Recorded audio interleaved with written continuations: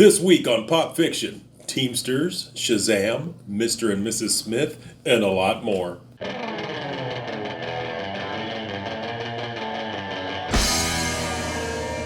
Okay, this is 252 Pop Fiction, where you'll find all the news and reviews in pop culture that's right to type. Today's top story.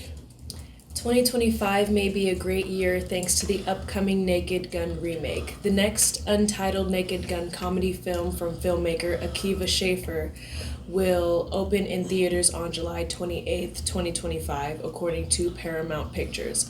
Along with Liam Neeson in the lead role, Seth MacFarlane serves as producer. I'm looking forward to this. So, when I first heard this, I was like, Liam Neeson in the comedy. So I know he already did the one with Seth MacFarlane. A Million Ways to Die in the West. A Million Ways to Die in the West. And then he did that one scene which I remember in that one episode of Atlanta. John, did you watch that? Mm-hmm. Okay, there was this one episode in Atlanta. This was right after Liam Neeson did the whole thing where he said he was going to kill, he said he was going to go look for a darkie because one of his friends got assaulted by a darkie. Yeah. As you do. And he said, I was going to kill the next one that I saw. Yeah. And then he was in an episode of Atlanta. Yeah. With Donald Glover. And then it was like, he did the thing. And I was like, I think it might be a little too soon for that comedy. Nah, that was perfect timing. And I thought it was hilarious. However, I think they said probably the same thing when they had Leslie Nielsen. Because they were like, Leslie Nielsen is doing this? Well, yeah, he was a serious TV actor. Yes, he was. Right up until...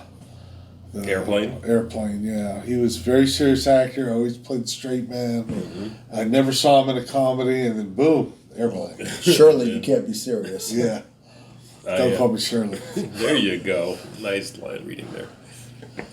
A tentative contract agreement between Anheuser-Busch and the Teamsters Union has prevented 5,000 union members who are ready to walk out and go on strike. According to the Teamsters, during the course of the contract, the agreement will give members raises totaling an average of 23% in pay. So we're reporting on real stuff now? John, what do you have to say about that one? I don't even drink beer. I mean, all I know is unions either hurt or they help. They're never in between. They either hurt you or they help you. And the perfect example of that was the Bakers Union. You got every single person fired from Hostess and all of their bakeries because they used to do a lot of sourdough bread, loaf bread. Every one of those people lost their jobs. The company shut down. Someone bought it out and started it back up non-union. Mm-hmm. So that's like an example of everybody losing their job. Whoa. But the union can also greatly help. You never know until it happens. So you're saying it's basically a coin flip? Yeah, it's a coin flip. Well, I mean, they're guessing. This right here, this is a tentative agreement right now between Anheuser-Busch and the Teamsters Union, and they're going to vote on it. And they started voting Sunday, I believe. There's Sunday, Monday, and Tuesday, and will be the ending of the votes. Yeah. And then they'll find out if they're going to agree to the terms of that 23% wage increase. Yeah, I say 23% just in case any of my ex-wives watching. Wow, it just sounds like you have actual skin in this game. I'm just saying, maybe I might have more money, maybe I might not. No, I'm just saying. I remember watching a news interview, one of the picketers, and during the Hostess debacle, and he said, the union says that Hostess is bluffing. I hope they are. If they're not, I'm going to lose everything. And he had his kids there, and it was tragic, man. I wanted to cry for that guy when I heard that Hostess shut down. I can tell you when it comes to the tragedy, this weather is no joke. So if there's any striking going on, you know how, what is it, the Dutch Brothers, they have that little, the awning? The mini tent that they're in? Oh, there you go. Yeah. Well, all we need now is Ronald Reagan to come in and shut down all the unions so everybody gets by. Stop it. We don't want that. Oh, right. We don't want that. After taking a break from hosting Fox's musical game program, Beat Shazam, during the previous season due to an unspecified medical emergency, Jamie Foxx is back. Corinne Foxx, the daughter of Fox, has returned to her role as co-host and DJ on the show. The previous season's host was Nick Cannon and co-host Kelly Osbourne. Was it cocaine? I can't remember what Cocaine he was. mixed with fentanyl? He was in there for a while, right? I don't know what Beat Shazam even is. It's a game show. It's the game show where they do the music thing, and you have to guess the lyrics in so many beats or so many tunes. Name that Remember tune? Name It's like Name That Tune. Yeah. Oh, I remember Name That Tune. I never heard of Beat Shazam.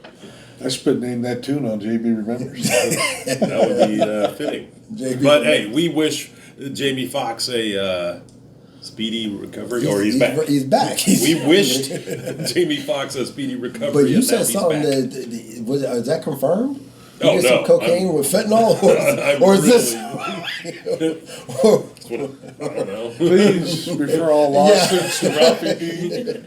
Hey, allegedly, cocaine with fentanyl. Wow. Allegedly. This week's review, Mr. and Mrs. Smith, Amazon Prime, John and Jane Smith joined an unidentified organization as covert agents. Their job tests their relationship as well as their espionage abilities. The world that the two live in is dangerous. You know what? I haven't watched this yet, and the aforementioned Donald Glover. Yeah, speaking of Donald Glover, him and oh my goodness, the female is female. I can't remember her name right now, but she is delightful. The way she delivers her lines, and there's even a part in the show where he's getting in a fight with her, and he goes, "I don't know what level on the spectrum you're on," because she could be cold at times in the way she like delivers her lines or something. But she's kind of cute, awkwardly, but also she might be psychotic too.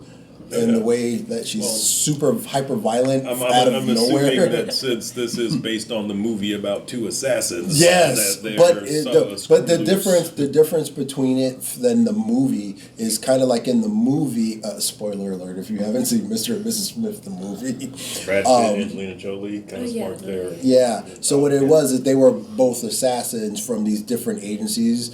They were married, but they didn't know they were assassins. I know. And they were in these rival agencies, and they were married, and so there was this thing. This one here, they're put together, and they're part of there's all these. The agency has all these different John and Jane Smiths of these coupled assassins around, all throughout the world. Yeah, I get it. So they're put together. So it was interesting. Amazon Prime, 8 episodes. There's one great episode with Ron Perlman in it. That's love Ron delightful. Perlman sighting. As an old man who's just done with life as they're trying to save him. All right, check it out. Check it out. I will. No, JD. Just so much good content out there. You just refuse to watch anything. You're almost worse than Frank. Almost. Because Frank really refuses to watch it. Frank doesn't even watch this show. That's why it comes out so late. But he is broadening his horizons. I'm on the Plex server, and there's a lot of new stuff on there. A lot of old stuff, too, which I love as well.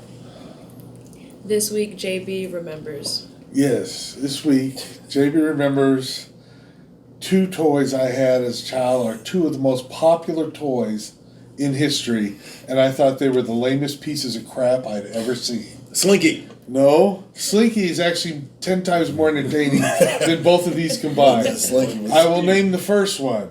It was first released in 1967, the Lite-Brite. Lite-Brite! Oh, I love that commercial. What a lame toy. You poke holes to a black piece of paper with these bags, forming a picture, and then turn on the light. And mirth and joy just emerges from that box. Lamest toy. This lame toy was named by Life magazine The top 100 toys of all time. Made the list. Wow. Lite-Brite. Lite-Brite. By Milton Bradley. Oh, man. Possibly. I don't don't know. think that's. But anyway, I love the commercial for the Lite-Brite from the late 60s, I early bet you 70s. can't sing the jingle. Lite-Brite, making things with light. What a sight, making things with Lite-Brite. Lite-Brite. Lite-Brite. The second toy on the list made the National Toy Hall of Fame, released in 1960, the Etch-a-Sketch. Oh. There you go. Who can draw with one continuous line? So, I could draw crap with that thing. It's And when you made a mistake, you had to You shake shake it, and it. it was all gone. All gone. Start over, buddy. But you have seen the Etch-a-Sketch geniuses, right? That have made like the Mona Lisa with an Etch-a-Sketch. Or Yeah, what but have you. why? Because it's impossible for people like us who think. Because you can only go up and down and left and right. And you can't. Or you you could- cannot. You gotta massage them both the same way to get that To get a slant, curve. To get a curve. Yeah, Well, it was a horrible toy. I finally learned how to do a swirl. Do that again. I finally learned how to do a swirl. Pause. Well, that's it. I just remembered two of the lamest toys, which were huge hits. Great toys. Great toys. Great toys. Whatever. Did the Etch and Sketch come in any other color than red? I don't know. Red with white knobs, Yeah, I don't know. like my women. Oh! Thank you, America. Innings told me that one. Ralphie D recommends. This week, Ralphie D recommends the John Carpenter filmography. Now, I'm going to take you on a little journey. A short one. My daughter and I decided to start watching John Carpenter movies on Tuesday. The almost 21-year-old who's in college at the moment. We decided to watch the filmography of John Carpenter. She hadn't seen many of his films. I'd seen a lot, not all. So we started with the OG Halloween, not his first film, but the best and the definitely the blueprint for Slasher movies. yeah, slashers. So that said, we started with that, and then the following week, The Thing, which is That's a great movie. I saw that way too young. Let me just spit that out.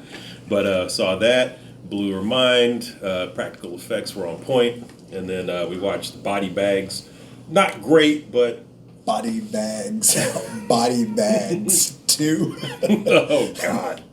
Go ahead. Coming home in a body bag. Body bags too. And this week we are going to watch. What did I say we were going to watch? I forget. Not Christine. Escape from New York? No. Oh, Prince of Darkness. Oh. And JB, are you familiar with that? No. It's a great movie. People find underground a vial of liquid Satan. And shenanigans ensue from there. But when we get to They Live and then Big Trouble in Little China, those are my jams. So this week, Ralphie D recommends the John Carpenter filmography. Follow along with us. We're on some app where you can watch movies together out of John Carpenter movies if she's not in it. But, you know, a lot of good stuff. We love thrillers. We love horror. So it's on.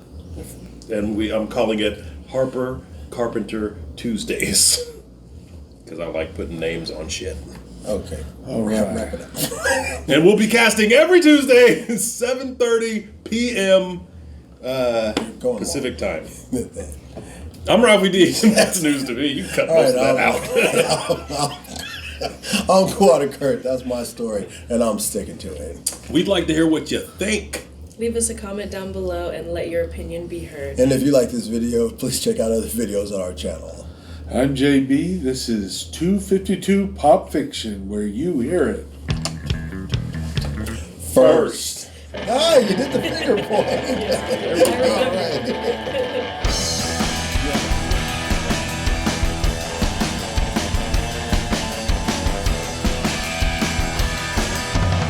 Adonis, pull yourself together.